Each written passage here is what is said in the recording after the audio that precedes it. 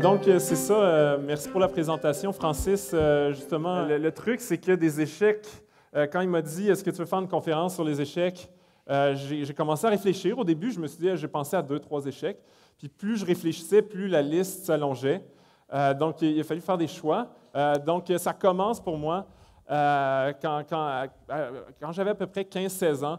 Je me suis mis dans la tête que j'allais publier de la poésie. Je ne sais pas pourquoi. Je croyais très, très fort à ce moment-là et je me suis mis à écrire de la poésie. Ensuite, je me suis dit, il faut que je publie. Tu sais, si je suis un génie de la poésie, je vais me mettre à publier. Chaque semaine, j'envoyais un poème à une revue littéraire qui publiait de la poésie. Je n'obtenais jamais de réponse, fait que j'ai un peu interprété qu'ils ne voulaient pas publier mes poèmes. Donc là, à un moment donné, j'en ai accumulé assez que j'avais genre 50 poèmes. Puis là, je me suis dit, c'est plus des revues, il faut que j'approche, c'est des maisons d'édition.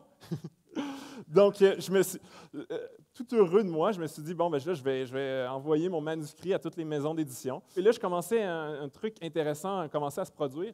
Je recevais des lettres.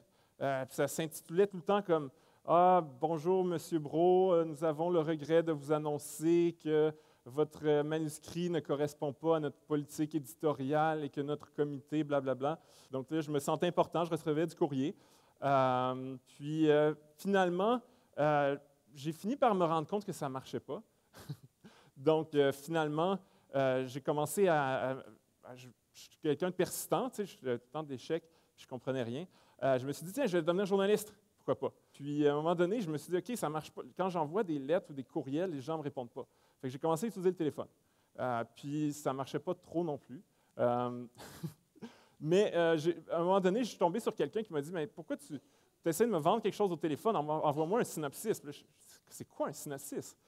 Puis là, il m'a expliqué qu'en fait, c'est le format que les journalistes indépendants utilisent pour soumettre des articles. Là, j'ai dit, hey, parle-moi-en plus, c'est super intéressant. J'ai pris des notes et pas longtemps après, j'ai commencé à publier des articles dans différentes publications. Et là, je me suis dit, j'ai trouvé le truc que je suis capable de faire. Donc, peu à peu, je suis devenu journaliste culturel, puis éventuellement, plus tard dans ma carrière, là, je suis devenu journaliste économique. Mais être journaliste, ce n'était pas une fin en soi pour moi. Je suis quelqu'un qui lit beaucoup de livres. J'ai appris à peu près tout ce que je sais dans les livres. Donc, je me suis dit, hey, j'ai envie de faire quelque chose de gros. Je vais lancer une maison d'édition. Puis le nom de la maison à l'époque, ça s'appelait Amérique Média. Pourquoi Amérique Média? Parce que dans ma tête, je me dis, on va commencer petit, avec une petite maison d'édition, mais je voulais bâtir un conglomérat médiatique à la grandeur des Amériques. Le problème avec ma maison d'édition, oui, j'ai fait toutes les erreurs possibles. Le premier livre, je n'avais pas de page de garde. En tout cas, le nombre d'erreurs, je ne vais pas vous les énumérer ici. Mais à chaque fois que je faisais des erreurs, il y a du monde qui me le disait. Il me disait, hey, tu as fait ça tout croche. Mon distributeur aussi m'a appris plein de choses sur comment faire des livres. Je me suis beaucoup amélioré, mais il y a quelque chose que je n'avais jamais appris en tant qu'entrepreneur, c'est pourquoi j'ai fondé cette maison d'édition-là. Parce que je me disais, je vais me bâtir un conglomérat médiatique nord-américain, mais il y avait pas je ne pensais pas à l'utilisateur final, c'est-à-dire que je trouvais des bons projets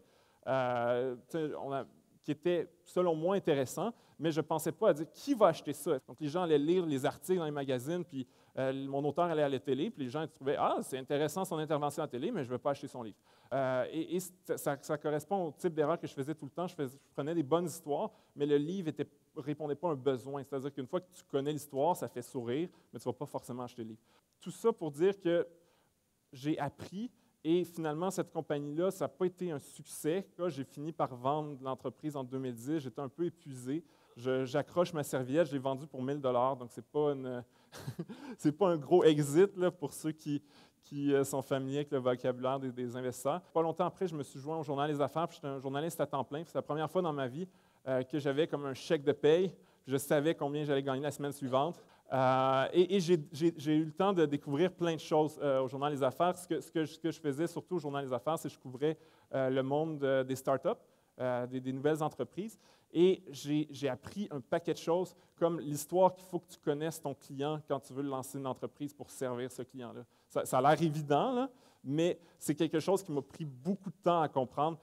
Et je me suis rendu compte que le rôle d'un PDG, ce n'est pas d'éviter à la compagnie de faire des échecs, au contraire, c'est de minimiser l'impact des échecs, c'est-à-dire de faire des micro-échecs pour éviter des échecs irréparables qui mènent à la faillite de l'entreprise. C'est une des choses que j'ai vraiment appris en faisant mon travail au Journal des Affaires. Et j'avais toujours cette idée-là, hey, j'aimerais ça me repartir et justement, tous les échecs que j'ai faits dans le passé, pas les faire. Et c'est ce que j'ai fait en juin. J'ai lancé une compagnie qui s'appelle Harbekin. Notre mission, dans le fond, c'est de démocratiser le système financier. La vision à long terme, c'est vraiment de devenir le système d'exploitation de la vie financière de tous les êtres humains. C'est une grande vision, mais on y va petite étape par petite étape et on se soucie toujours de voir comment les gens réagissent. Donc, des micros-échecs depuis les 4 mois que je travaille sur cette entreprise-là. Donc, quand on a lancé, en fait, on se présentait en disant « on compare les maisons de courtage » et on n'expliquait pas c'était quoi. Et ça, on a eu le feedback très rapidement. C'est ça l'avantage d'avoir une entreprise qui est en ligne ou sur une app mobile, c'est que rapidement, les gens, ils sont à 2 clics de vous communiquer quelque chose. Et là, rapidement, on a du feedback et on peut changer le produit en temps réel versus un livre. Souvent, c'est un projet qui dure 2 ans, on le met en librairie, puis ensuite, on a du feedback, mais il est trop tard de toute façon pour l'appliquer. Donc, en fait, je continue à faire des micros-échecs tous les jours, mais je pense être capable de découvrir les échecs un peu plus tôt et m'ajuster un peu plus tôt, parce qu'avant, j'étais quelqu'un, je suis encore quelqu'un de très persistant. Je veux encore viser un marché de 7,4 milliards d'êtres humains, mais je suis capable plus vite de me réorienter et je ne ferai pas l'idée d'envoyer comme je ne sais pas, 1000 manuscrits avant de réfléchir que peut-être ça ne marche pas. Maintenant, je suis encore un peu fou, mais comme un peu plus flexible. Fait que c'est là où je suis rendu dans ma vie. Je ne sais pas si j'ai fait le temps. Je n'ai pas vu Francis qui me dit votant. Donc, voici, c'est à peu près un résumé de mes échecs, là, mais très accéléré.